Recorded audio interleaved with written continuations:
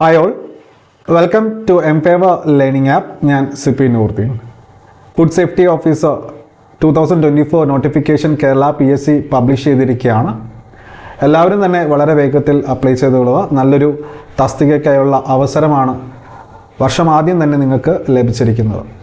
ഈ ഒരു സിലബസ് വാസ്റ്റാണ്. അതിലേറ്റവും പ്രധാനപ്പെട്ട മാർക്ക് സ്കോർ ചെയ്യാൻ പറ്റുന്ന ടോപ്പിക്കാണ് food safety and standards act 2006. ഇതിൻ്റെ ഒരു ബേസിക് ഇൻട്രൊഡക്ഷൻ ആണ് ഇന്നത്തെ ഒരു ക്ലാസ്സിൽ. നമ്മുടെ നോട്ട് നിങ്ങൾക്ക് എഴുതിയെടുക്കേണ്ട, പൂർണ്ണമായിട്ടും ഡൗൺലോഡ് ചെയ്യാം. അതിനായിട്ട് ടെലഗ്രാം ചാനൽ ഓപ്പൺ ചെയ്യുക. അവിടെ Mfavor കേരള PSC എന്ന ഒരു ചാനലുണ്ട്. 1 ലക്ഷത്തിലധികം പേർ അവിടെ സൗജന്യമായി പഠിക്കുന്നുണ്ട്. നിങ്ങൾക്ക് അവിടെ ഫ്രീ ആയി ജോയിൻ ചെയ്ത് നമ്മുടെ ഈ പറയുന്ന നോട്ട് പൂർണ്ണമായും ഡൗൺലോഡ് ചെയ്യാം. അല്ലാന്നുണ്ടെങ്കിൽ ലിങ്ക്, ജോയിൻ ചാനലിൻ്റെ ലിങ്ക് ഡിസ്ക്രിപ്ഷൻ ബോക്സിലും കമൻറ്റ് ബോക്സിലും നൽകാം. കൂടാതെ ഫുഡ് സേഫ്റ്റി ഓഫീസർ മത്സര പരീക്ഷയ്ക്കായി ഏറ്റവും മികച്ച രീതിയിലുള്ള ഒരു പ്രീമിയം കോഴ്സും ഞങ്ങൾ ആരംഭിക്കുന്നുണ്ട്. ജോയിൻ ചെയ്യുന്നതിനായിട്ട് താഴെ കാണുന്ന നമ്പറിൽ നിങ്ങൾക്ക് വിളിക്കാം. കഴിഞ്ഞ തവണ 114 പേര് റാങ്ക് ലിസ്റ്റിൽ വന്നതിൽ 42 പേരെ വിജയത്തിലേക്ക് എത്തിക്കാൻ സാധിച്ച ആ ഒരു സ്റ്റഡി പ്ലാൻ കുറേ കൂടി അപ്ഡേറ്റ് ചെയ്ത് ലൈവിൻ്റെ തന്നെ recorded sessions, downloadable PDF note, mock test series, personal mentorship, guidance, syllabus completion, revision, question paper proof തുടങ്ങി ലാപ്ടോപ്പിലൂടെയും മൊബൈലിലൂടെയും ക്ലാസ്സുകൾ കാണാം. അങ്ങനെ നിരവധി ഫീച്ചേഴ്സ് നിങ്ങൾക്ക് ലഭിക്കും. കൂടുതൽ വിവരങ്ങൾക്കായിട്ട് വാട്സാപ്പ് ചെയ്യാം, വിളിക്കാവുന്നതാണ്. നേരെ നമുക്ക് ക്ലാസ്സിലോട്ട് കടക്കാം. അപ്പോൾ ഇവിടെ നിങ്ങൾക്ക് കാണാൻ സാധിക്കുന്നുണ്ട്, എന്താണ് food safety and standards act 2006. നമ്മുടെ നാട്ടിൽ ഇന്ത്യൻ പാർലമെൻറ്റ് പാസ്സാക്കിയ ഒരു നിയമമാണ്. കേന്ദ്ര തലത്തിൽ ഇന്ത്യൻ പാർലമെൻറ്റ് പാസ്സാക്കിയ ഒരു നിയമമാണ്. ഈ ഒരു നിയമം നിലവിൽ വരുന്നതിന് മുന്നേ തന്നെ നമ്മുടെ രാജ്യത്ത് ഫുഡ് സബ്സ്റ്റൻസുമായി ബന്ധപ്പെട്ട് പലതര നിയമങ്ങൾ നിലവിലുണ്ടായിരുന്നു. ആയവയെ റദ്ദ് ചെയ്തുകൊണ്ട് മറ്റുള്ള ആ പറയുന്ന നിയമങ്ങളിൽ നിന്നും നല്ല വശങ്ങൾ മാത്രം കൺസോളിഡേറ്റ് ചെയ്ത് തയ്യാറാക്കപ്പെട്ട ഒരു നിയമമാണ് food safety and standards act അഥവാ FSSA 2006 എന്ന് പറയുന്നത്. മാത്രമല്ല, ഈ ഒരു നിയമപ്രകാരം നമ്മുടെ രാജ്യത്ത് ഫോം ചെയ്ത ഒരു സ്റ്റാറ്റ്യൂട്ടറി ബോഡി, അതുപോലെ തന്നെ ഒരു ഓട്ടോണോമസ് ആയ സ്വയംഭരണ അധികാരമുള്ള ഒരു സ്ഥാപനമാണ് food safety and standards authority of India. ഇന്നത്തെ സെഷനിൽ ഈ 2 കാര്യങ്ങളെ പറ്റിയാണ് നമുക്ക് ഡിസ്കസ് ചെയ്യാനുള്ളത്. നമ്മുടെ ഈ ഒരു നിയമത്തിൽ ആകെ മൊത്തം എത്ര ചാപ്റ്റേഴ്സ് ഉണ്ട്? 12 ചാപ്റ്റേഴ്സ് ഉണ്ട്.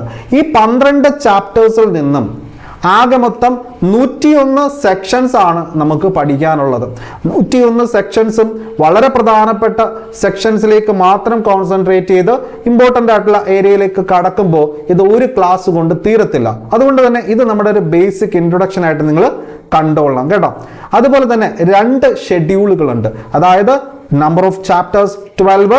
ആകെ 12 ചാപ്റ്റേഴ്സിൽ 101 സെക്ഷൻസ് ഉണ്ട്. കൂടാതെ 2 ഷെഡ്യൂൾസ് ഉണ്ട്. അതായത് ഈ നിയമത്തിന്റെ ഏറ്റവും അവസാനമായിട്ട് ഷെഡ്യൂൾ 1 എന്ന് കാണിക്കുന്നത് നമ്മുടെ രാജ്യത്ത് ആകെ മൊത്തം 28 സംസ്ഥാനങ്ങളും 8 യൂണിയൻ ടെറിട്ടറീസുമാണ് ഉള്ളത്, അല്ലേ? അപ്പോൾ ഇവയെ 5 സോണായിട്ട് തിരിച്ചിട്ടുണ്ട്. ഉദാഹരണത്തിൽ സോൺ 1ലാണ് നമ്മുടെ കേരള സ്റ്റേറ്റ് നിലവിലുള്ളത് കേട്ടോ. Zone 1 Kerala state. കേരളത്തിലൂടെ തന്നെ മറ്റ് പല സംസ്ഥാനങ്ങളുമുണ്ട്. അത് നമുക്ക് വലിയ ഇമ്പോർട്ടൻ്റ് അല്ല. എന്നെങ്കിൽ കൂടിയും പറയാം, തമിഴ്നാട്, കർണാടക, ആന്ധ്ര, തെലങ്കാന, ഒറീസ, മഹാരാഷ്ട്ര പോലുള്ള സംസ്ഥാനങ്ങളാണ് സോൺ 1ലുള്ളത്. സോൺ 5 എന്ന് പറയുമ്പോൾ യൂണിയൻ ടെറിട്ടറീസ് ആണ്. അങ്ങനെ സംസ്ഥാനങ്ങളെയും യൂണിയൻ ടെറിട്ടറീസിനെയും സോണൽ ഡിവിഷനായിട്ട് ലിസ്റ്റ് ചെയ്തിരിക്കുന്ന സംഗതിയാണ് ഷെഡ്യൂൾ 1 എന്ന് പറയുന്നത്. ഇനി നമുക്ക് ഷെഡ്യൂൾ 2 പോവാം. അതിന് മുന്നേറ്റ് ഏറ്റവും പ്രധാനപ്പെട്ട കാര്യം എന്ന് വെച്ച് കഴിഞ്ഞാൽ നമ്മുടെ ഈ ഒരു നിയമം എപ്പോഴും PSC ചോദ്യമാണ്. ഈ ഒരു നിയമം പാസ്സാക്കപ്പെട്ടത്, അല്ലെങ്കിൽ മറ്റൊരു രീതിയിൽ PSC ചോദിക്കും, ഈ ഒരു നിയമത്തിന് രാഷ്ട്രപതി അംഗീകാരം നൽകിയത് എന്നു ചോദിച്ചാലും ഒരേ ഒരു ഉത്തരം കൊടുത്താൽ മതി. 23 ഓഗസ്റ്റ് 2006. എന്താണ് 23 ഓഗസ്റ്റ് 2006 ഈ ഒരു നിയമം പാസ്സാക്കപ്പെട്ടു. എന്നാൽ ഈ ഒരു നിയമവുമായി ബന്ധപ്പെട്ട് ഒട്ടനവധി ഡിബേറ്റുകളുമൊക്കെ നടന്നതിൻ്റെ അടിസ്ഥാനത്തിൽ കുറച്ചധികം നിയന്ത്രണങ്ങൾ മറ്റുമെല്ലാം പുതുതായിട്ട് ഇൻട്രൊഡ്യൂസ് ചെയ്യപ്പെട്ട് ഈ ഒരു നിയമം ഇന്ത്യയിൽ ഒട്ടാകെ ഫുള്ളി ഇംപ്ലിമെന്റ് ചെയ്ത ദിവസം ഏതെന്ന് ചോദിച്ചാൽ അവിടെ നിങ്ങൾക്ക് ഉത്തരം മാറും 5th ഓഗസ്റ്റ് 2011. കേട്ടോ, 5th ഓഗസ്റ്റ് 2011. ഇനി ഞാൻ നേരത്തെ പറഞ്ഞില്ലേ, ഷെഡ്യൂൾ 1 ഈ പറയുന്ന സ്റ്റേറ്റിനെയും യൂണിയൻ ടെറിട്ടറീസിനെയും സോൺ ആയിട്ട് ഡിവൈഡ് ചെയ്തിരിക്കുകയാണ്. 5 സോണുകളുണ്ട്. കേരള എന്ന് പറയുന്നത് സോൺ 1 വരുന്നത്. എന്നാൽ ഷെഡ്യൂൾ 2 ഞാൻ ഈ ഒരു സെഷൻ തുടങ്ങുമ്പോഴേ പറഞ്ഞിരുന്നു, മുന്നേ നിലവിലുണ്ടായിരുന്ന ചില നിയമങ്ങളെ റദ്ദ് ചെയ്ത് അതിന് പകരമായിട്ടാണ് ഇന്ത്യയിൽ ഫുഡ് സേഫ്റ്റി എൻഷുർ ചെയ്യാൻ വേണ്ടിയിട്ട് ഇത്തരത്തിലൊരു നിയമം കൊണ്ടുവന്നിട്ടുള്ളത്. അപ്പോൾ അത് ഏതൊക്കെയാണ് നിയമമെന്ന് ഒരു വായനയിൽ മാത്രം വിട്ടു പോയാൽ മതി, അല്ലാതെ ഇതിൻ്റെയൊക്കെ വർഷങ്ങൾ നമുക്ക് പരീക്ഷയ്ക്ക് ആവശ്യമില്ല. ഞാൻ നമ്മുടെ ക്ലാസ്സിൽ ഈ പറയുന്ന കാര്യങ്ങളെല്ലാം പൂർണ്ണതയ്ക്ക് വേണ്ടി പറയുമെങ്കിലും എന്താ നോക്കിയേ, vegetable oil products control order 1947. എന്നാൽ ഇവിടെ ഇത് നിങ്ങൾ വായിച്ചു വിട്ടാൽ മതി. ഈ വർഷങ്ങൾ ഇമ്പോർട്ടൻ്റ് അല്ല, കാരണം ഈ പറയുന്ന നിയമങ്ങൾ അല്ലെങ്കിൽ ഈ പറയുന്ന ചട്ടങ്ങൾ മറ്റുമെല്ലാം ഇന്നിപ്പോൾ നിലവിലില്ല. ഓക്കെ, ഇവയല്ല നമ്മുടെ സിലബസിൽ പഠിക്കേണ്ടത്. പക്ഷേ ഈ ഒരു നിയമത്തെക്കുറിച്ച് പഠിക്കുമ്പോൾ ഒരുപക്ഷെ ഷെഡ്യൂൾ 2 ഉൾപ്പെട്ടിട്ടുള്ള ഏതൊക്കെ നിയമങ്ങൾക്ക് പകരമായിട്ടാണ് നമ്മുടെ രാജ്യത്ത് FSSA വന്നിട്ടുള്ളത് എന്ന് ചോദിച്ചു കഴിഞ്ഞാൽ അവിടെ നമുക്ക് ഉത്തരം കൊടുക്കാം.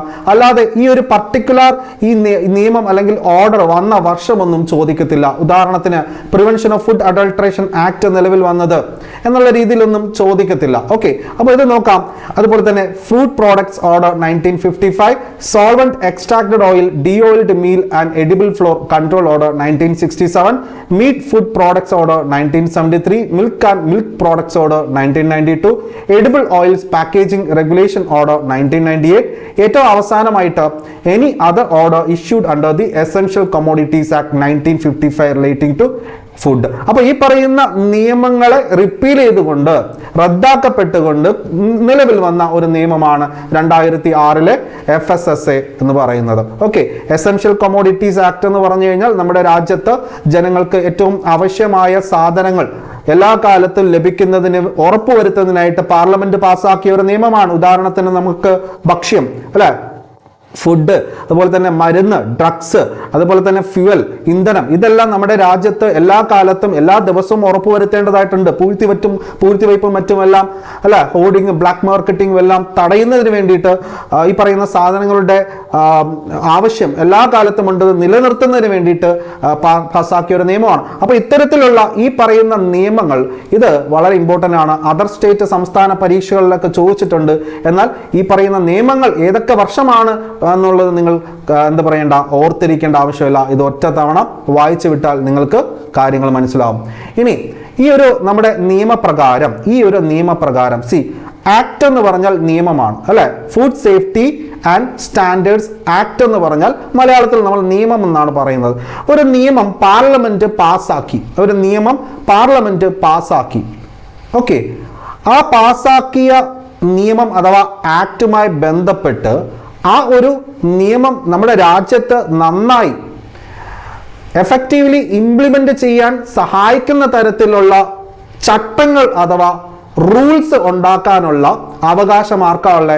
ഗവൺമെന്റ് ഓഫ് ഇന്ത്യക്കാണ്, അഥവാ സെൻട്രൽ ഗവൺമെന്റിനാണ്. അപ്പൊ ശ്രദ്ധിക്കണം, ഈ FSA ആക്ട് പാസ്സാക്കിയിരിക്കുന്നത് പാർലമെന്റ് ആണ്, അല്ലെ? എന്നാൽ ഈ ആക്ടിനെ നന്നായി എഫക്റ്റീവ്ലി ഇംപ്ലിമെന്റ് ചെയ്യുന്നതിന് വേണ്ടിയിട്ടുള്ള ചട്ടങ്ങൾ അഥവാ റൂൾസ് തയ്യാറാക്കിയിരിക്കുന്നത് ആരാണ്? അവിടെ പാർലമെന്റ് എന്ന് കൊടുക്കരുത്. ഒരു നിയമം അതിനെ എഫക്റ്റീവ്ലി ഇംപ്ലിമെന്റ് ചെയ്യുന്നതിന് വേണ്ടിയിട്ടുള്ള ചട്ടങ്ങൾ അഥവാ ഓർഡർ ഇവിടെ ആർക്കാണ് അധികാരം? സെൻട്രൽ ഗവൺമെന്റ് അഥവാ ഗവൺമെന്റ് ഓഫ് ഇന്ത്യക്കാണ്. എന്നാൽ ഈ ഒരു നിയമപ്രകാരം നിയന്ത്രണങ്ങൾ അഥവാ റെസ്ട്രിക്ഷൻസ് അതുപോലെ തന്നെ റെഗുലേഷൻസും മറ്റുമെല്ലാം കൊണ്ടുവരാനുള്ള അധികാരം ആർക്കേ ഉള്ളൂ? ഈ ഒരു നിയമപ്രകാരം രൂപവൽക്കരിക്കപ്പെട്ട ഒരു സ്റ്റാറ്റ്യൂട്ടറി ബോഡി, അതിലുപരി ഒരു ഓട്ടോണോമസ് ബോഡി കൂടിയായ food safety and standards authority of ഇന്ത്യയാണ്. ഈ സംഗതിയാണ് ഏറ്റവും പ്രധാനമായിട്ടും നമ്മുടെ പരീക്ഷാ ചോദ്യമായിട്ടൊക്കെ വരുന്നത്.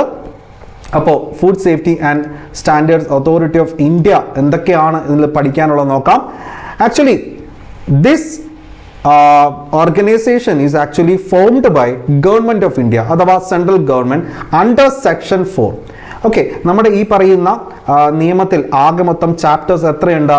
ചാപ്റ്റർ 2 അല്ലെ, 12 ചാപ്റ്റേഴ്സ് ഉണ്ട്. ആ 12 ചാപ്റ്റേഴ്സിൽ ചാപ്റ്റർ 2-ൽ ഉൾപ്പെടുന്ന സെക്ഷൻ 4 പ്രകാരം ഫോം ചെയ്യപ്പെട്ട ഒരു സ്റ്റാറ്റ്യൂട്ടറി ബോഡി. എന്താണ് സ്റ്റാറ്റ്യൂട്ടറി ബോഡി? നമ്മുടെ രാജ്യത്ത് പാർലമെന്റ് പാസ്സാക്കിയ നിയമത്തിന്റെ അടിസ്ഥാനത്തിൽ ഫോം ചെയ്യപ്പെട്ട ഏതൊരു സ്ഥാപനവും ഒരു സ്റ്റാറ്റ്യൂട്ടറി ബോഡി എന്നാണ് അറിയപ്പെടുന്നത്. ഓക്കെ, അപ്പോൾ ഇതൊരു സ്റ്റാറ്റ്യൂട്ടറി ബോഡിയാണ്.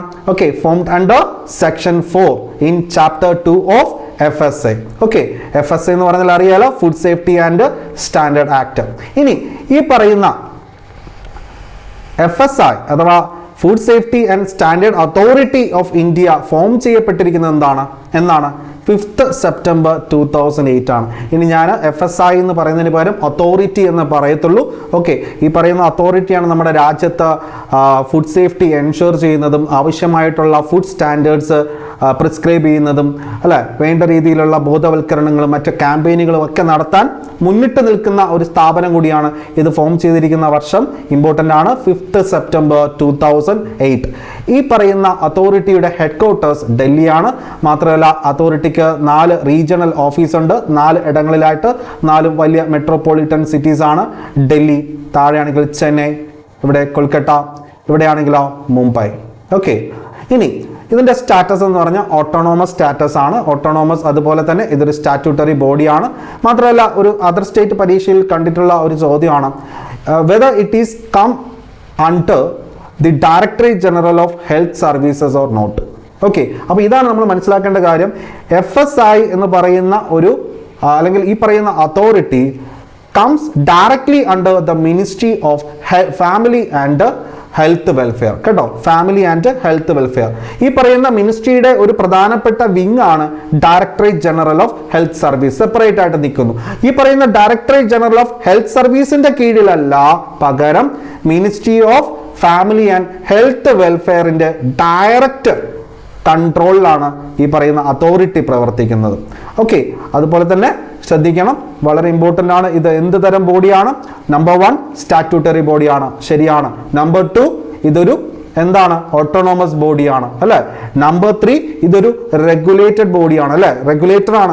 എന്താണ് നമ്മുടെ രാജ്യത്ത് ഒരു റെഗുലേറ്റിംഗ് അതോറിറ്റി ആയിട്ട് നിലകൊള്ളുന്നു, related to food safety, food standards ഒക്കെ. ഓക്കെ, ഇനി the regulator authority under food. കണ്ടോ, 3 തരത്തിൽ ഇത്തരത്തിലൊരു food safety and standards authority of India എന്താണ് അല്ലെങ്കിൽ എന്തല്ല എന്ന് ചോദിച്ചാൽ ആദ്യം നമ്മൾ മനസ്സിലാക്കേണ്ടിയിരിക്കുന്നത് ഇതൊരു സ്റ്റാറ്റ്യൂട്ടറി ബോഡിയാണ്, ഇതൊരു ഓട്ടോണോമസ് ബോഡിയാണ്, സ്വയംഭരണാധികാരമാണ്, directly comes under the ministry of family and health welfare, വേറെ ഒരു വിങ്ങിൻ്റെയും കീഴിലല്ല. ഇനി ഇതൊരു റെഗുലേറ്റർ ബോഡിയാണ് എന്ന് വെച്ചാൽ ഈ ഒരു നിയമപ്രകാരം വിവിധ തര റെഗുലേഷൻസ് പുറപ്പെടുവിക്കാൻ അധികാരമുള്ള ഒരു സ്ഥാപനം. ഓക്കെ, ഇനി എന്തൊക്കെയാണ് regulation of food articles with respect to manufacture, storage, distribution, sale and import.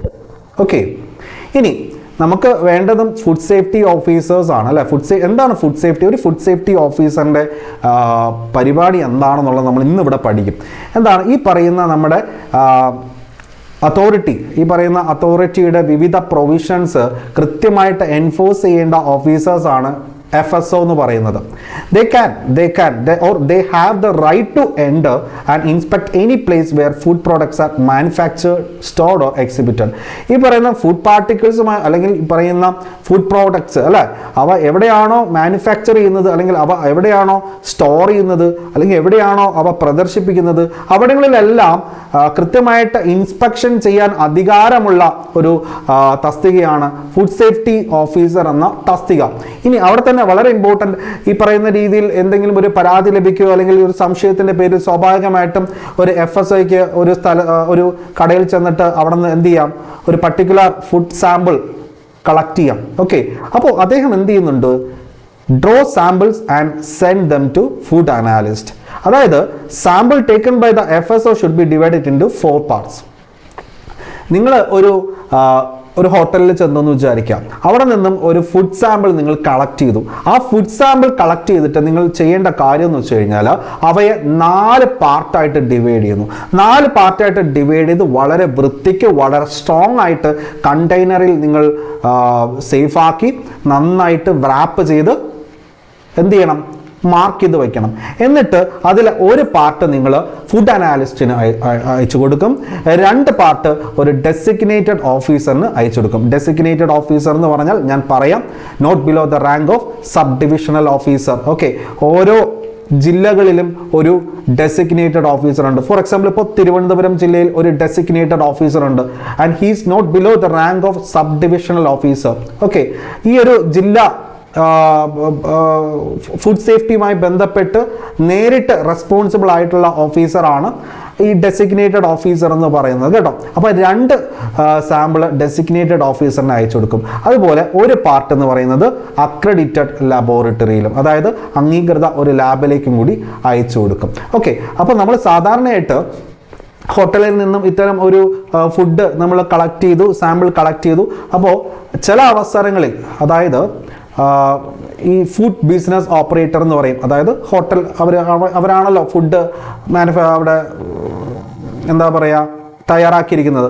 അവർക്ക് അവരുടെ നിർദ്ദേശാനുസരണമാണ്, അവർ കയ്യിൽ നിന്നും പണം മുടക്കി വേണം ഒരു ലാബിലേക്ക് അയക്കാനുള്ള തീരുമാനത്തിന് അപേക്ഷ നൽകേണ്ടത്. അങ്ങനെ വരുമ്പോൾ മാത്രമേ 4ാമത്തെ പാർട്ട് ഒരു അംഗീകൃത ലാബിലേക്ക് പോകത്തുള്ളൂ. ഇല്ലാന്നുണ്ടെങ്കിൽ അവർക്ക് അങ്ങനെയൊന്നുമില്ല, നിങ്ങൾ എന്താണെന്ന് വെച്ചാൽ പൊക്കോ, നമുക്ക് ഒന്നുമില്ല, നമ്മൾ പറയുന്ന രീതിയിൽ ഒരു ലാബിലും കൊടുക്കണ്ട, നിങ്ങൾ എടുത്തുകൊണ്ട് പൊക്കോ എന്ന് പറഞ്ഞു കഴിഞ്ഞാൽ ആ 4ാമത്തെ സാമ്പിളും ഡെസിഗ്നേറ്റഡ് ഓഫീസറിന്റെ കയ്യിൽ ആര് കൊടുക്കണം, FSO കൊടുക്കണം കേട്ടോ. അപ്പോൾ ലാബിലേക്ക് കൊടുക്കുകയാണെങ്കിൽ അതിനുള്ള പണം ആര് മുടക്കണം, ഈ പറയുന്ന ഫുഡ് ബിസിനസ് ഓപ്പറേറ്റർ. ഇനി നോക്കൂ, ഈ ഏറ്റവും പ്രധാനപ്പെട്ട ഒരു ഏരിയ ആണ്.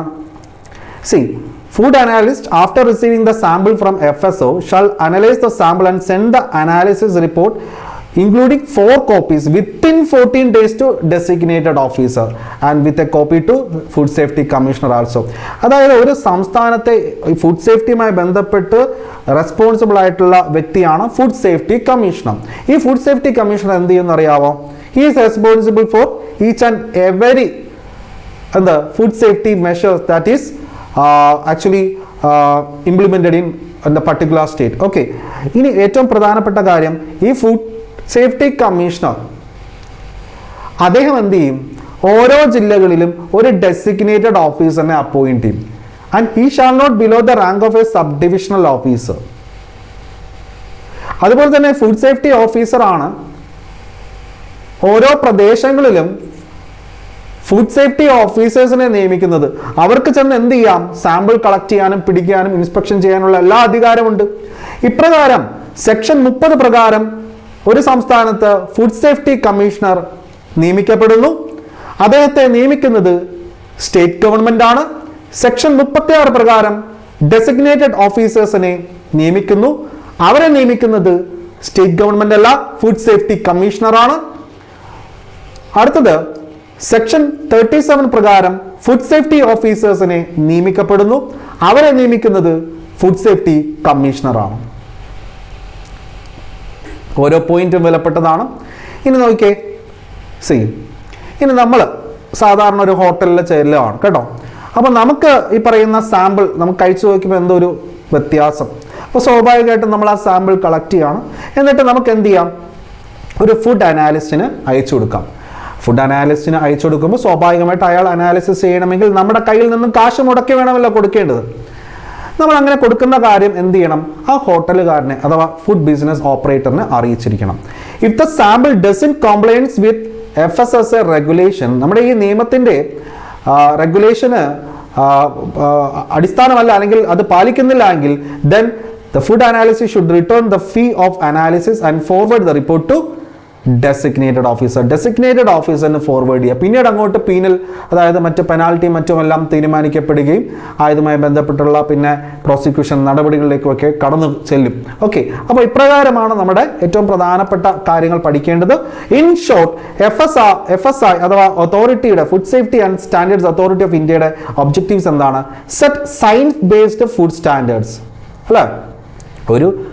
ഒരു ഫുഡ് പാർട്ടിക്കിൾ അല്ലെങ്കിൽ ഒരു ഫുഡ് സബ്സ്റ്റൻസ് അല്ലേ, അതിൻ്റെ സ്റ്റാൻഡേർഡ്സ് കൃത്യമായിട്ട് സെറ്റ് ചെയ്യുക. ഫോർ എക്സാമ്പിൾ, അതിൽ ഈ പറയുന്ന ന്യൂട്രീഷണൽ കണ്ടൻറ്റ് ഇത്ര വേണം, അല്ലെങ്കിൽ ഇപ്രകാരം സാധനങ്ങൾ ഇത്ര ശതമാനമേ പാടുള്ളൂ, അതിൽ കൂടാൻ പാടില്ല തുടങ്ങി ഫുഡ് സ്റ്റാൻഡേർഡൈസേഷൻ ഉറപ്പാക്കുക.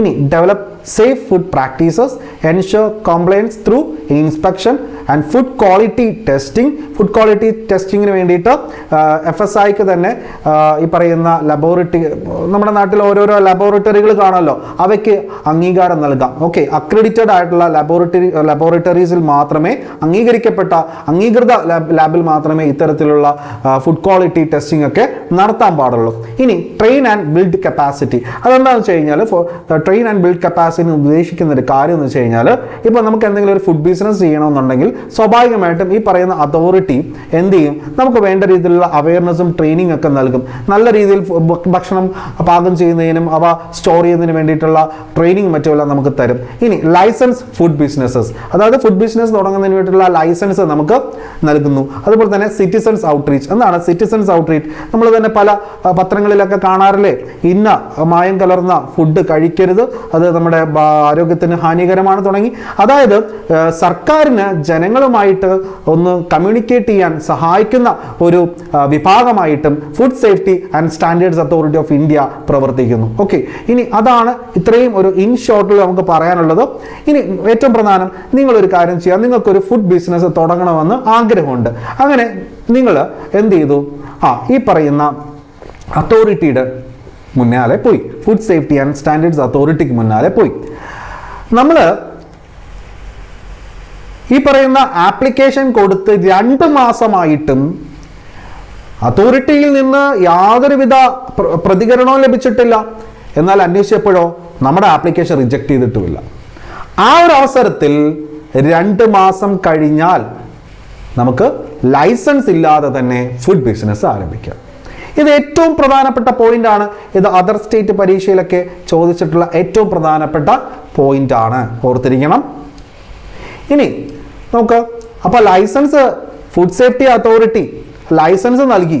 ഈ ലൈസൻസ് നമ്മുടെ നിയമത്തിന് നല്ലതല്ലാത്ത രീതിയിൽ പ്രവർത്തിക്കപ്പെടുന്ന ഏതെങ്കിലും ഒരു ഫുഡ് ബിസിനസ് ആണെങ്കിൽ ഡെസിഗ്നേറ്റഡ് ഓഫീസറിനാണ് ലൈസൻസ് ക്യാൻസൽ ചെയ്യാനുള്ള അവകാശമുള്ളത്. ഡെസിഗ്നേറ്റഡ് ഓഫീസർ ലൈസൻസ് ക്യാൻസൽ ചെയ്തിട്ടുണ്ടെങ്കിൽ അതിനെതിരെ നിങ്ങൾക്ക് ഒരു പരാതിയുണ്ട്, നിങ്ങൾക്കൊരു അപ്പീൽ പോകണമെങ്കിൽ നേരെ നിങ്ങൾക്ക് ആരെ സമീപിക്കാം? ആ സംസ്ഥാനത്തെ ഫുഡ് സേഫ്റ്റി ഓഫീസർ. അപ്പോൾ FSI സ്ട്രക്ചർ ആൻഡ് ഓർഗനൈസേഷൻ എന്ന് നോക്കിയാലോ, സ്ഥിരം ചോദ്യമാണ്.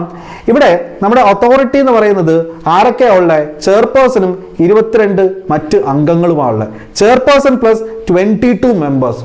ആ 22 മെമ്പേഴ്സിൽ 1/3 1/3 മെമ്പേഴ്സ് വനിതകളായിരിക്കണമെന്ന് പറയുന്നുണ്ട്. ഓക്കെ, മറ്റ് ആൾക്കാരുമുണ്ട്, അത് നമുക്ക് ഡീറ്റെയിൽ ആയിട്ട് പഠിക്കേണ്ടതാണ്. ഈ നിയമത്തെക്കുറിച്ച് ഡീറ്റെയിൽ ആയിട്ട് പഠിക്കുമ്പോൾ പറയും 2 പേര് ഫുഡ് ഇൻഡസ്ട്രീസുമായിട്ട് ബന്ധപ്പെട്ട് അല്ല, അതുപോലെ തന്നെ നമ്മുടെ വിവിധ വകുപ്പുകളിൽ നിന്നും, അതായത് കേന്ദ്ര സർക്കാരിൻ്റെ വിവിധ 7 വകുപ്പുകൾ, agriculture, consumer affairs, food processing, അവിടങ്ങളിലൊക്കെ ജോയിന്റ് സെക്രട്ടറി റാങ്കിൽ കുറയാത്ത അംഗങ്ങളെയും എന്ത് ചെയ്യുന്നുണ്ട്, ഇവിടെ അംഗങ്ങളായിട്ട് കൊണ്ടുവന്നിട്ടുണ്ട്. ഓക്കെ, അപ്പോൾ തൽക്കാലം നിങ്ങൾ ഓർത്തിരിക്കുക, മെമ്പേഴ്സ് എന്ന് പറയുന്നത് chairperson plus 22 other members. Okay, ഇനി ചെയർപേഴ്സൺ എന്ന് പറയുന്നത് ഒരു സെക്രട്ടറി തല റാങ്കുള്ള, അതായത് നമ്മുടെ ഉന്നത IAS ഉദ്യോഗസ്ഥനാണ്, കേന്ദ്ര തലത്തിലുള്ള ഒരു ഉന്നത IAS ഉദ്യോഗസ്ഥൻ. അപ്പോൾ he should not be below the rank of secretary of government of India. അതായത് ഗവൺമെൻറ് ഓഫ് ഇന്ത്യയുടെ സെക്രട്ടറി ലെവലിൽ നിന്നും താഴാത്ത റാങ്കിലുള്ള ഒരു വ്യക്തി ആയിരിക്കണം എന്ന് പറയുമ്പോൾ തന്നെ സെക്രട്ടറി തന്നെയായിരിക്കും അതായത് ഓരോരോ വകുപ്പുകളുണ്ടല്ലോ. ഫോർ എക്സാമ്പിൾ ഇപ്പോൾ ആരോഗ്യ വകുപ്പ് സെക്രട്ടറി മുതിർന്ന ഒരു IAS ഉദ്യോഗസ്ഥനായിരിക്കും. അദ്ദേഹത്തിന് മേലെ ക്യാബിനറ്റ് സെക്രട്ടറി മാത്രമേ ഉള്ളൂ IAS തലത്തിൽ. അപ്പോൾ ഇത്തരത്തിലൊരു സെക്രട്ടറിയാണ് ഗവൺമെൻറ് ഓഫ് ഇന്ത്യയുടെ കീഴിലുള്ള ഒരു സെക്രട്ടറി റാങ്കിലുള്ള ഒരു വ്യക്തിയെ ചെയർപേഴ്സണായിട്ട് നിയമിക്കുന്നു. ഇനി ആരാ നിയമിക്കുന്നത്? സെൻട്രൽ ഗവൺമെൻറ് അഥവാ ഗവൺമെൻറ് ഓഫ് ഇന്ത്യ ആണ് നിയമിക്കുന്നത്. ഇവരെ നിയമിക്കുന്നതിന് വേണ്ടിയിട്ട് ഒരു സെലക്ഷൻ കമ്മിറ്റി ഫോം ചെയ്തിട്ടുണ്ട്. ആ സെലക്ഷൻ കമ്മിറ്റിയുടെ ഹെഡ് എന്ന് പറയുന്നത് നമ്മുടെ ഇന്ത്യയിൽ തന്നെ രാജ്യത്തെ തന്നെ ഏറ്റവും ഉന്നത IAS ഓഫീസർ എന്നറിയപ്പെടുന്ന ക്യാബിനറ്റ് സെക്രട്ടറിയാണ് ഈ സെലക്ഷൻ കമ്മിറ്റിയുടെ ഹെഡ് എന്ന് പറയുന്നത് കേട്ടോ. ഇനി administrative control over the officers and employees of food safety authority എന്ന് പറയുന്നത് ചീഫ് എക്സിക്യൂട്ടീവ് ഓഫീസറാണ് കേട്ടോ. അപ്പോൾ ഈ പറയുന്ന അതോറിറ്റിക്ക് ഒരു ചെയർപേഴ്സൺ ഉണ്ട്. അതുപോലെ തന്നെ നമ്മുടെ ഈ ഫുഡ് സേഫ്റ്റി അതോറിറ്റിയുടെ കീഴിൽ ജോലി ചെയ്യുന്ന ഓഫീസേഴ്സിന് മേൽ അതായത് അഡ്മിനിസ്ട്രേറ്റീവ് പവർ അല്ലെങ്കിൽ ഭരണനിർവഹണ അധികാരമുള്ളത് ആർക്കാണ്? ചീഫ് എക്സിക്യൂട്ടീവ് ഓഫീസറിനാണ്. ഓക്കെ, ഇനി ടെനർ അഥവാ കാലാവധി, ചെയർപേഴ്സണിൻ്റെയും മെമ്പേഴ്സിൻ്റെ കാലാവധി എന്ന് പറയുന്നത് 3 വർഷമാണ് കേട്ടോ. And they are eligible for re appointment for another 3 years. അടുത്തൊരു 3 വർഷത്തേക്ക് കൂടി അവരെ അപ്പോയിൻറ്റ് ചെയ്യാൻ സാധിക്കും. പക്ഷേ ഇവിടെ ശ്രദ്ധിക്കേണ്ട ഒരു കാര്യം, ചെയർപേഴ്സൻ്റെ കാര്യത്തിൽ മാത്രം അദ്ദേഹത്തിന് 65 വയസ്സായി കഴിഞ്ഞാൽ പിന്നെ അദ്ദേഹത്തെ റീ അപ്പോയിൻറ്റ് ചെയ്യാൻ പറ്റത്തില്ല. അപ്പോൾ ശ്രദ്ധിക്കണം, ചെയർപേഴ്സൻ്റെ കാര്യത്തിൽ മാത്രം അദ്ദേഹത്തിന് ഒരു വയസ്സിൻ്റെ ഒരു ലിമിറ്റ് അവിടെ കാണിക്കുന്നുണ്ട്. ചെയർപേഴ്സണ് 65 വയസ്സ് വരെ മാത്രമേ അതോറിറ്റിയിൽ നിലനിൽക്കാൻ സാധിക്കുകയുള്ളൂ. അപ്പോൾ ഇവരുടെ കാലാവധി, ചെയർപേഴ്സൻ്റെയും മറ്റ് 22 അംഗങ്ങളുടെയും കാലാവധി എന്ന് പറയുന്നത് 3 വർഷമാണ്. 3 വർഷം കഴിഞ്ഞാൽ വീണ്ടും അടുത്തൊരു 3 വർഷത്തേക്ക് ഇവരെ അപ്പോയിൻറ്റ് ചെയ്യാം. പക്ഷേ ചെയർപേഴ്സൺ 65 വയസ്സായി കഴിഞ്ഞാൽ അദ്ദേഹത്തെ മാറ്റിയിരിക്കണം. ഇനി വളരെ ഇമ്പോർട്ടൻ്റ് ആയിട്ടുള്ള കാര്യമാണ് guide lines for the accreditation of food testing labs. ഞാൻ പറഞ്ഞില്ലേ, നമ്മുടെ രാജ്യത്ത് ഈ ഫുഡ് ടെസ്റ്റിംഗ് ലാബിന് അംഗീകാരം നൽകുന്നത് ഈ പറയുന്ന ഫുഡ് അതോറിറ്റിയാണ്. അതുപോലെ തന്നെ ഏറ്റവും പ്രധാനപ്പെട്ട ഒരു കാര്യമാണ് NABL, national accreditation board for testing and calibration ലബോറട്ടറീസിൻ്റെ ഹെഡ്ക്വാർട്ടേഴ്സ് സ്ഥിതി ചെയ്യുന്നത് ഹരിയാനയിലെ ഗുഡ്ഗാവിലാണ്. ഇനി സ്ഥിരമായിട്ട് ചോദിക്കുന്ന ഒരു കാര്യമാണ്, കഴിഞ്ഞ തവണയും ചോദിച്ചു, penalties under various sections of act, FSA act. Okay, അത് നമ്മുടെ ചാപ്റ്റർ 9 പറഞ്ഞിരിക്കുന്നത് കേട്ടോ. ആകെ മൊത്തം 12 ചാപ്റ്റർ ഉണ്ട്. എല്ലാ ചാപ്റ്ററും കാണാപ്പാഠം പഠിക്കേണ്ട. ഈ പറയുന്ന ചാപ്റ്റർ 2 സെക്ഷൻ 4 പ്രകാരം FSI ഫോം ചെയ്തു എന്ന് നമ്മൾ പറഞ്ഞു, ഫുഡ് സേഫ്റ്റി അതോറിറ്റി ഫോം ചെയ്തു എന്ന് പറഞ്ഞു. ഇനി അടുത്ത് നമ്മൾ പഠിക്കുന്ന ചാപ്റ്റർ 9 ചില പ്രധാനപ്പെട്ട സെക്ഷൻസ് ആണ്. ഓക്കെ, ഈ സെക്ഷൻസ് ഒക്കെ നമ്മൾ പഠിച്ചേ പറ്റൂ. ഇവിടെയാണ് നമുക്ക് കൂടുതൽ വർക്ക് കൊടുക്കേണ്ടത്. ശ്രദ്ധിക്കാം, penalty for selling food not of the nature or substance or quality demanded. അതായത് സെക്ഷൻ 50 പ്രകാരം ഒരു ഫുഡ് നമ്മൾ വിൽക്കുകയാണ്, എന്നാൽ യാതൊരുവിധ ക്വാളിറ്റി ഇല്ല, അതിൽ അതിൻ്റെ ഒരു നേച്ചറിന് അടിസ്ഥാനമല്ലാത്ത ഒരു എന്താ പറയുക, ഒരു നോ ക്വാളിറ്റി ഫുഡാണ് നമ്മൾ വിൽക്കുന്നതെങ്കിൽ, ഒട്ടും ക്വാളിറ്റി ഇല്ല, വളരെ മോശം, അങ്ങനെ വരുമ്പോൾ എന്ത് സംഭവിക്കും? മാക്സിമം 5 ലക്ഷം രൂപ വരെ. അവിടെ ശ്രദ്ധിക്കണം, ഏറ്റവും പ്രധാനമാണ്, നമ്മൾ പെനാൽറ്റി എത്ര ചോദിച്ചാൽ 5 ലക്ഷം എന്നല്ല പറയേണ്ടത്, മാക്സിമം എത്ര രൂപ വരെ പോകാം? ചിലപ്പോൾ 2 ലക്ഷം ആയിരിക്കാം പെനാൽറ്റി, ആ ഫുഡിൻ്റെ നേച്ചർ അനുസരിച്ച്. അപ്പോൾ മാക്സിമം എത്ര വരെ പോവാം? 5 lakh, മാക്സിമം 5 lakh. അവിടെ ആ അർത്ഥമാണ് നിങ്ങൾ കാണേണ്ടത്. ചിലപ്പോൾ 1 ലക്ഷമോ 2 ലക്ഷമോ 3 ലക്ഷമോ ഒക്കെ ചുമത്താം, പക്ഷേ 5 ലക്ഷത്തിനപ്പുറം ചുമത്താൻ പറ്റത്തില്ല, മാക്സിമം 5 lakh. ഇനി പെനാൽറ്റി ഫോർ സബ്സ്റ്റാൻഡേർഡ് ഫുഡ്, അത് സെക്ഷൻ 51 പ്രകാരം ഈ പറയുന്ന സംഗതി തന്നെയാണ്. ഈ നോ ക്വാളിറ്റി എന്ന് പറയുന്നത് ശരിക്കും പറഞ്ഞാൽ, അല്ലെങ്കിൽ ബാഡ് ക്വാളിറ്റി എന്ന് പറയുന്നത് സബ്സ്റ്റാൻഡേർഡിന് തുല്യം തന്നെയാണ്. ഓക്കെ, ഇവിടെ എന്താണ്? സെക്ഷൻ 51 പ്രകാരം മാക്സിമം 5 lakh തന്നെയാണ്. ഇനി penalty for miss branded food. നമ്മൾ ഏറ്റവും പ്രധാനമായിട്ട് എടുത്ത് പറയേണ്ട കാര്യം എന്ന് പറഞ്ഞാൽ, നമ്മുടെ ഈ ഒരു നിയമത്തിൽ ചാപ്റ്റർ 1 സെക്ഷൻ 3 നിങ്ങൾ എടുത്ത് നോക്കണം. ഈ ഒരു നിയമവുമായി ബന്ധപ്പെട്ട് നമ്മൾ പഠിക്കുന്ന പല വേർഡ്സിൻ്റെയും ഡെഫിനിഷൻസ് അടങ്ങിയിരിക്കുന്നതാണ് ചാപ്റ്റർ 3. അവിടെ മിസ് ബ്രാൻഡഡ് ഫുഡ് എന്താണെന്നും ഒരു ഫുഡ് സേഫ്റ്റി ഓഫീസർ എന്ന് ഉദ്ദേശിക്കുന്നത് ആരെയാണെന്നും ഒരു ഫുഡ് സേഫ്റ്റി കമ്മീഷൻ എന്ന് പറയുന്നത് ആരെയാണെന്നും അഡൾട്രേഷൻ എന്ന് പറയുന്നത് എന്താണെന്നും അങ്ങനെ ഡെഫിനിഷൻസ് കൃത്യമായിട്ട് അടയാളപ്പെടുത്തിയിരിക്കുന്ന ഈ നിയമത്തിലെ സെക്ഷൻ ഏതെന്ന് ചോദിച്ചാൽ സെക്ഷൻ 3 എന്ന് കൊടുക്കാം. അപ്പോൾ എന്താണ് മിസ്ബ്രാൻഡഡ് ഫുഡ്? സെക്ഷൻ 52 പ്രകാരം മിസ്ബ്രാൻഡഡ് ഫുഡ് നമ്മൾ വിൽക്കുകയാണെന്നുണ്ടെങ്കിൽ മാക്സിമം 3 ലക്ഷം രൂപ വരെ പെനാൾട്ടി ഉണ്ട്. അതായത് പലപ്പോഴും നമ്മൾ കണ്ടിട്ടില്ലേ, ഈ ഒരു സബ്സ്റ്റൻസ്, ഈ ഒരു വസ്തു തികച്ചും പ്രകൃതിദത്തമാണ്, നാച്ചുറലാണ്. പക്ഷെ അതിൻ്റെ അകത്ത് നമ്മൾ അറിയത്തില്ല, നമ്മൾ നാച്ചുറൽ ആണെന്ന് പറഞ്ഞിട്ട് കുട്ടികൾക്കോ അല്ലെങ്കിൽ നമ്മൾ ഉപയോഗിക്കും. പക്ഷേ അതിൻ്റെ അകത്ത് സിന്തറ്റിക് പ്രിസർവേറ്റീവ്സ് മറ്റുമെല്ലാം അടങ്ങിയിട്ടുണ്ടാവും, നമ്മൾ അറിയത്തില്ല. അപ്പോൾ അത് കണ്ടെത്തിയാൽ മിസ്ബ്രാൻഡഡ് ഫുഡായിട്ട് നമ്മൾ അല്ലെങ്കിൽ മിസ്ബ്രാൻഡഡ് പ്രോഡക്റ്റ് ആയിട്ട് നമുക്ക് അടയാളപ്പെടുത്താം. അങ്ങനെ വിൽക്കുന്ന ഒരു വ്യക്തിക്ക് മാക്സിമം 3 ലക്ഷം രൂപ വരെ പിഴ നൽകേണ്ടി വരും. ഇനി penalty for misleading or false advertisement under section 53 section പഠിച്ചിരിക്കണം. മാക്സിമം 10 lakhs കേട്ടോ, മാക്സിമം 10 lakhs. ഈ സെക്ഷൻ എല്ലാം പഠിച്ചിരിക്കണം.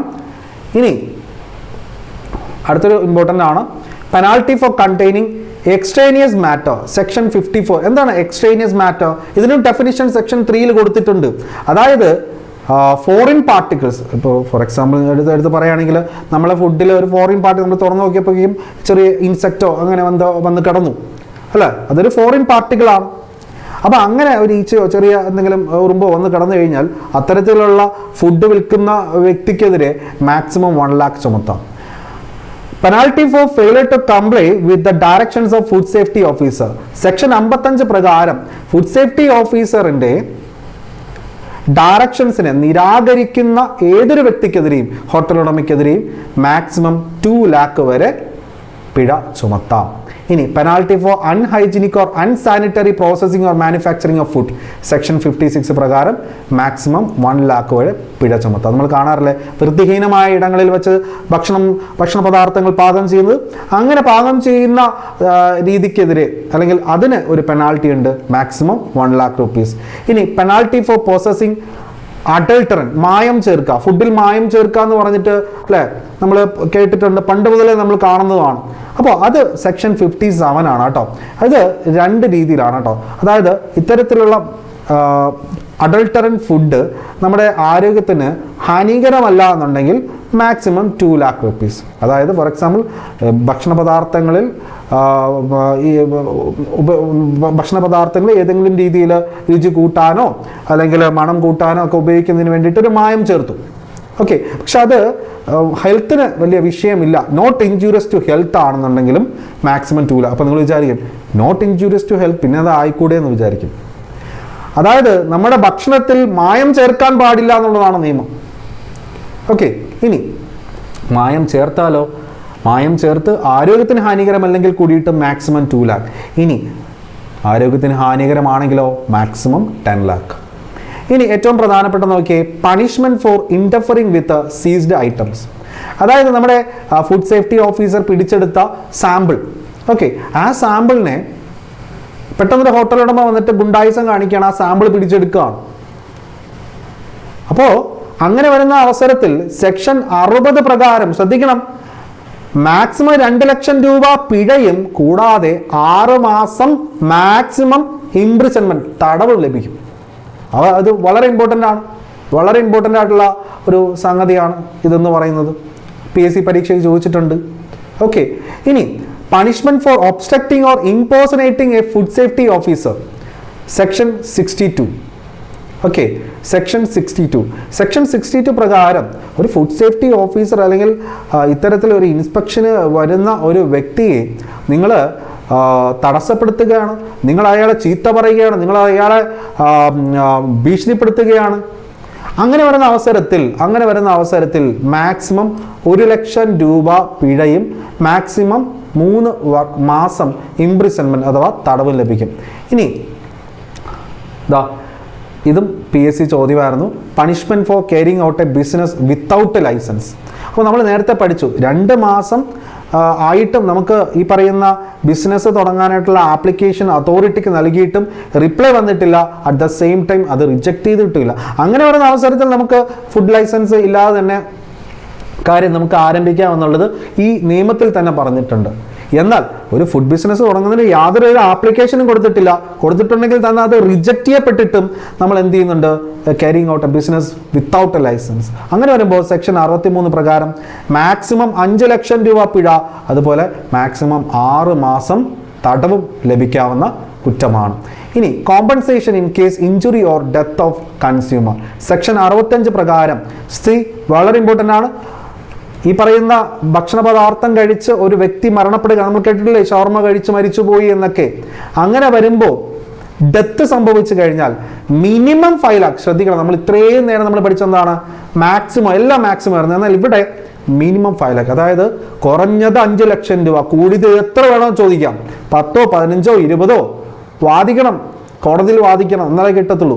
ഇനി ഗ്രീവസ് ഇഞ്ചുറി, അതായത് കാര്യമായ ഒരു ഇഞ്ചുറി ആണ് സംഭവിച്ചിരുന്നെങ്കിൽ മാക്സിമം അപ് ടു 3 lakh വരെ നമുക്ക് കിട്ടും. എന്ത്, പെനാൽറ്റി അല്ല, കോമ്പൻസേഷൻ ആണ് കേട്ടോ, ശ്രദ്ധിക്കണം. ഇത് കോമ്പൻസേഷൻ ആണ്, പെനാൽറ്റി അല്ല, ശ്രദ്ധിക്കണം. നമുക്ക് ഒരു കൺസ്യൂമറിന് കിട്ടുന്ന ഒരു കാര്യമാണ് കോമ്പൻസേഷൻ.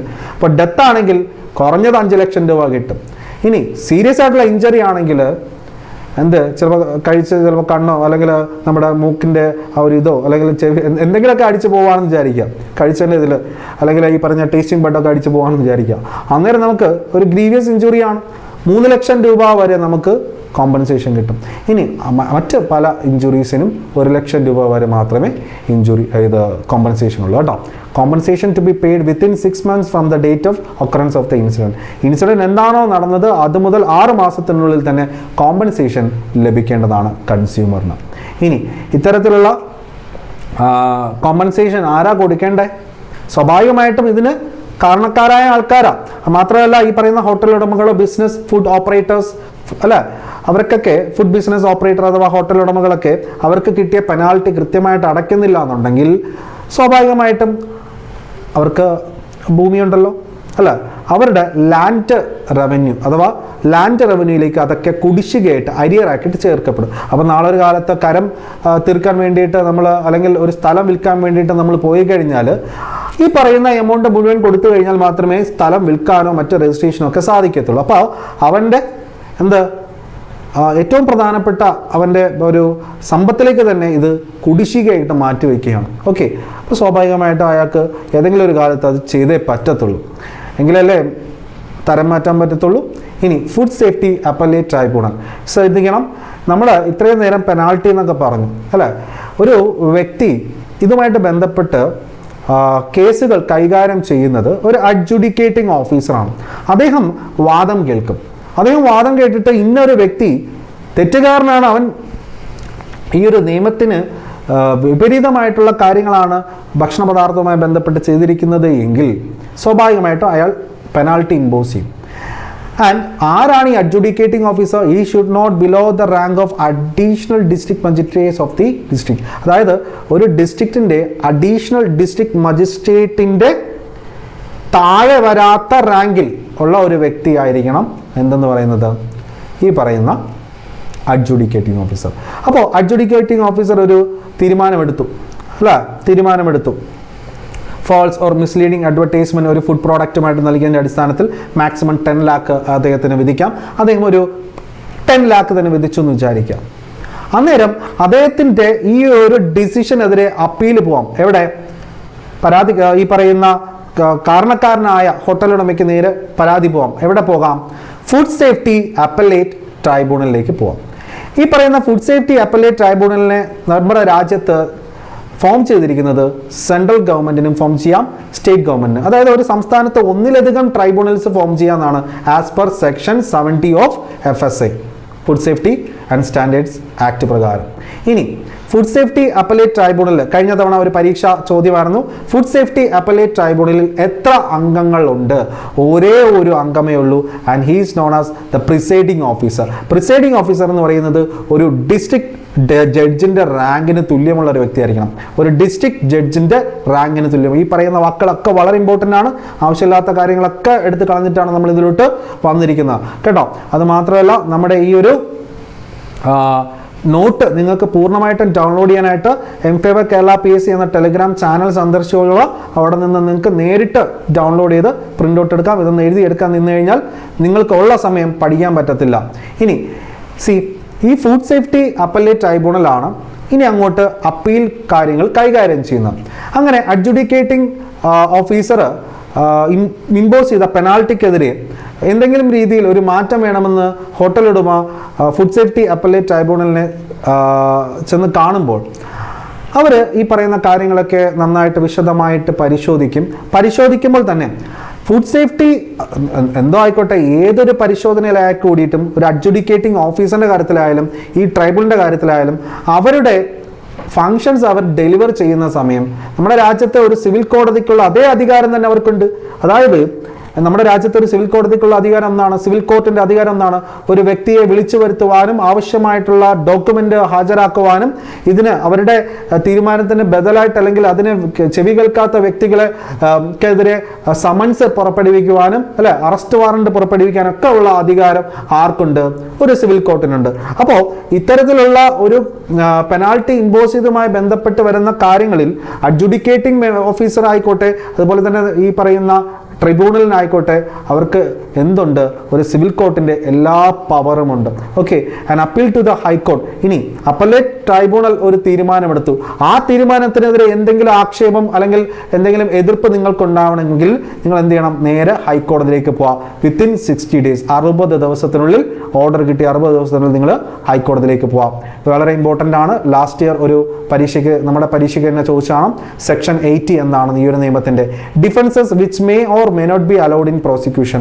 എന്തായാലും നമ്മൾ ഈ പറയുന്ന അഡ്ജുഡിക്കേറ്റിംഗ് ഓഫീസറിന് മുന്നിലും ഒരു പക്ഷേ അപ്പലേറ്റ് ട്രൈബ്യൂണലിലും ഇനി കൂടുതൽ ആൾക്കാരും വലിയ വലിയ ബ്രാഞ്ചുകളൊക്കെ ഹൈക്കോടതിയിൽ ഇപ്പോഴും കേസ് പറഞ്ഞുകൊണ്ടിരിക്കുക.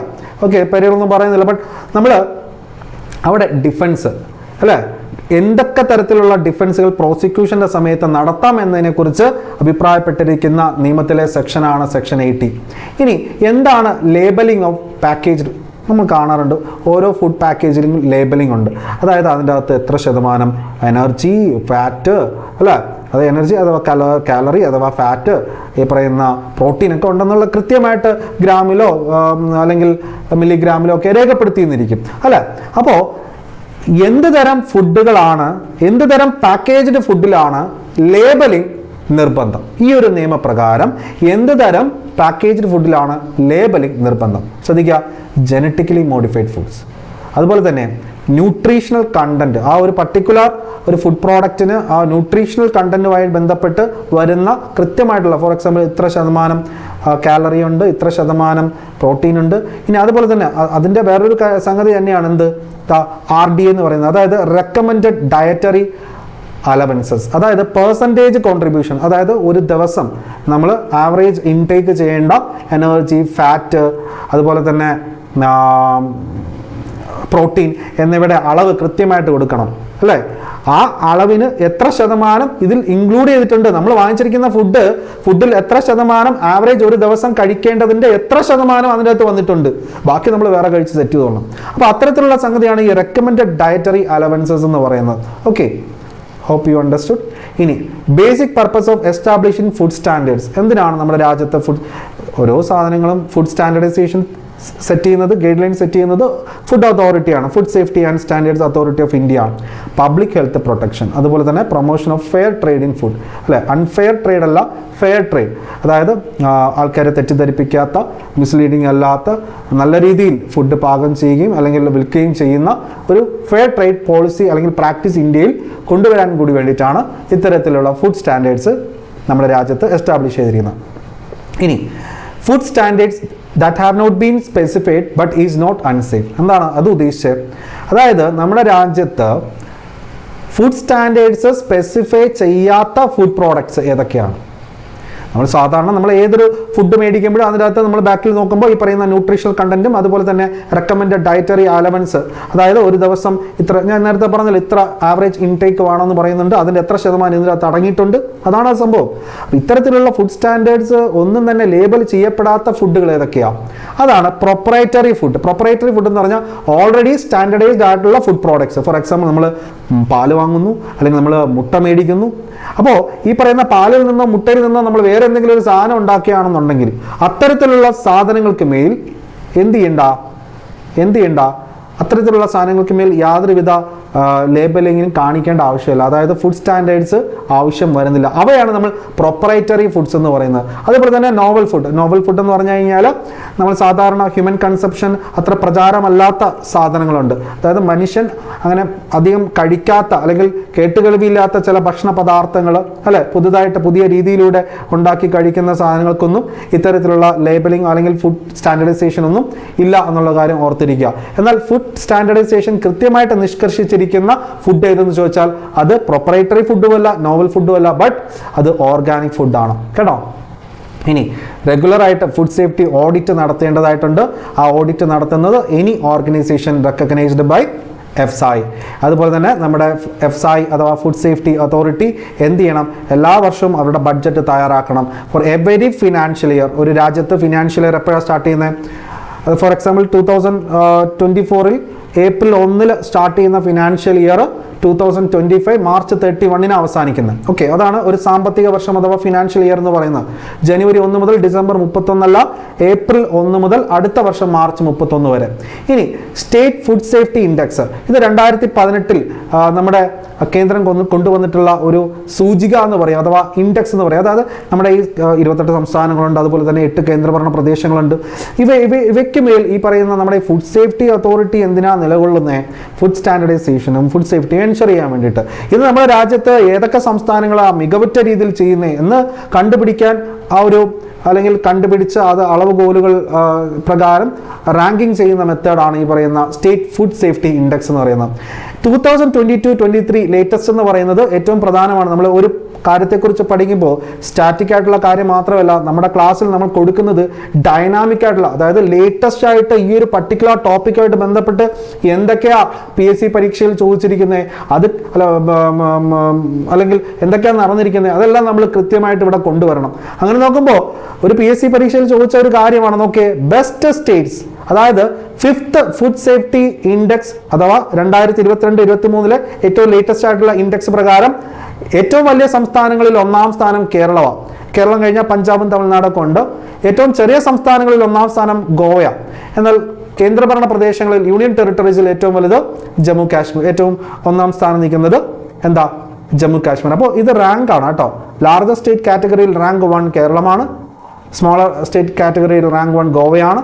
ഇനി യൂണിയൻ ടെറിട്ടറി കാറ്റഗറിയിൽ ആകെ 8 യൂണിയൻ ടെറിട്ടറീസ് ഉള്ളതിൽ 1ാം സ്ഥാനം ജമ്മു കാശ്മീരിനാണ്. അതുപോലെ തന്നെ media campaign of FSSAI for eliminating trans fat in India by the year 2022. അതായത് 2022 കൂടി നമ്മുടെ രാജ്യത്ത് ട്രാൻസ് ഫാറ്റ് എലിമിനേറ്റ് ചെയ്യാവുന്ന ലക്ഷ്യത്തോടു കൂടി ഫുഡ് സേഫ്റ്റി അതോറിറ്റി കൊണ്ടുവന്നിട്ടുള്ള ഒരു ക്യാമ്പയിനാണ് ഹാർട്ട് അറ്റാക്ക് റിവൈൻഡ് എന്ന് പറയുന്നത്. എന്താണ് വെരി ഇമ്പോർട്ടൻ്റ് ആണ്. എന്താണ് ട്രാൻസ് ഫാറ്റ്? നമ്മൾ പഠിക്കും. നമ്മൾ ഈ പറയുന്ന ഫുഡ് ടെക്നോളജിയിലും ബാക്കിയുള്ള കാര്യങ്ങൾ തന്നെ നമ്മൾ പഠിക്കുന്നുണ്ട് ഫുഡ് സേഫ്റ്റിയുമായിട്ട് ബന്ധപ്പെട്ട്. എന്താ ട്രാൻസ് ഫാറ്റ് എന്ന് പറഞ്ഞു കഴിഞ്ഞാൽ actually they are industrially produced ആയിട്ടുള്ള അൺസാച്ചുറേറ്റഡ് ഫാറ്റി ആസിഡ്സ് ആണ്. ഫോർ എക്സാമ്പിൾ നമ്മൾ കഴിച്ചുകൊണ്ടിരിക്കുന്ന ചില പദാർത്ഥങ്ങളുടെ പേര് ഞാൻ പറയാം. Food products, jalebi, pizza, frozen pizza. Okay, അതായത് ഈ കരിച്ച് മുരിച്ച് കഴിക്കുന്ന സാധനങ്ങളൊക്കെ ഉണ്ടല്ലോ, കരിച്ച് മുരിച്ച് കഴിക്കുന്ന സാധനങ്ങൾ, അവയൊക്കെയാണ് ട്രാൻസ് ഫാറ്റിൻ്റെ കാരണക്കാരെന്ന് പറയുന്നത്.